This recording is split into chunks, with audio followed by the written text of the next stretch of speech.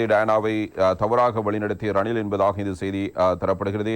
Mujibur Rahman MP சாடல் என்பதாகவும் இந்த செய்தியை தினக்குரல் பத்திரிகை தந்திருக்கிறது.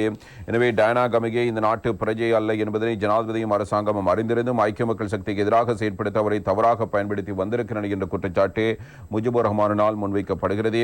உள்ளூராட்சி மன்ற தேர்தலில் போட்டியிடுவதற்கு கடந்த 1.5 வருடங்களுக்கு முன்னர் பாராளுமன்ற உறுப்பினர் பதவியை ராஜினாமா செய்துவிட்டு சென்றேன். ஆனால் அரசாங்கம் பணம் இல்லை என தெரிவித்து தேர்தலை நடத்தாமல் விட்டுவிட்டது. நான் நேர்மையாகவே எனது பதவியை ராஜினாமா செய்தேன். அதனாலேயே நான் மீண்டும் இந்த சபைக்கு வர முடிந்தது. ஆனால் டயானா கமிகே நேர்மையற்ற முறையில் செயற்பட்டு வந்ததால் அவருக்கு பாராளுமன்ற உறுப்பினர் பதவி இல்லாமல் போயிருக்கிறது. டயானா கமிகே இந்த நாட்டு பிரஜை அல்ல என்பதை அவர் ஆரம்பத்தில் எங்களுக்கு மறைத்திருந்தார். அது தொடர்பான உண்மை எமக்கு தெரிய வந்தவுடன் அது தொடர்பில் நாங்கள் நீதிமன்றத்தில் முறையிட்டிருக்கிறோம். ஆனால் ஜனாதிபதியும் அரசாங்கமும் டயானா கமிகேவை பாதுகாத்து வந்தன.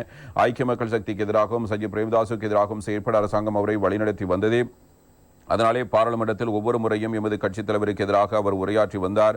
அதே நேரம் டயானா கமிகே ராஜேந்திர கடவுச்சீட்டு பெற்றுக்கொள்ள விண்ணப்பித்திருந்த போது அவர் இந்த நாட்டு பிரஜை அல்ல என தெரிவித்து அவருக்கு கடவுச்சீட்டு விநியோகிக்க முடியாது என குடிவரவு குடியகல்வு முன்னாள் கட்டுப்பாட்டு அதிகாரி பாராளுமன்ற முன்னாள் செயலருக்கு அறிவித்திருந்தார். கடந்த 1.5 வருடங்களுக்கு முன்னர் நான் இந்த சபையில் உரையாற்றும் போது இச்சபையில் வெளிநாட்டு பிரஜை ஒருவர் இருக்கிறார், அது தொடர்பில் தேடி பார்க்குமாறு சபாநாயகரை கேட்டுக் கொண்டிருந்தேன். ஆனால் உயர்நீதிமன்றம் தீர்ப்பு வழங்கும் வரை சபாநாயகர் இந்த நடவடிக்கையும் எடுக்கவில்லை.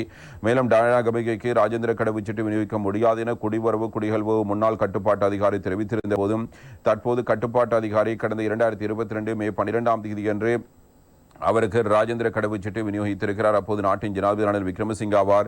எமது நாட்டு பிரஜை அல்லாத ஒருவருக்கு தற்போதுள்ள குடிவரவு குடியகல்வு கட்டுப்பாட்டு அதிகாரி எந்த அடிப்படையில் கடவுச்சீட்டு விநியோகித்தார், அவருக்கு அதற்காக யார் அழுத்தம் கொடுத்தார் என்பது தொடர்பில் விசாரணை மேற்கொள்ளப்பட வேண்டும் என்பதாக இந்த கேள்வினை முஜிபுர் ரஹ்மான் எம்பி எழுப்பியிருப்பதை நாம் அவதானிக்கக்கூடியதாக இருக்கிறது.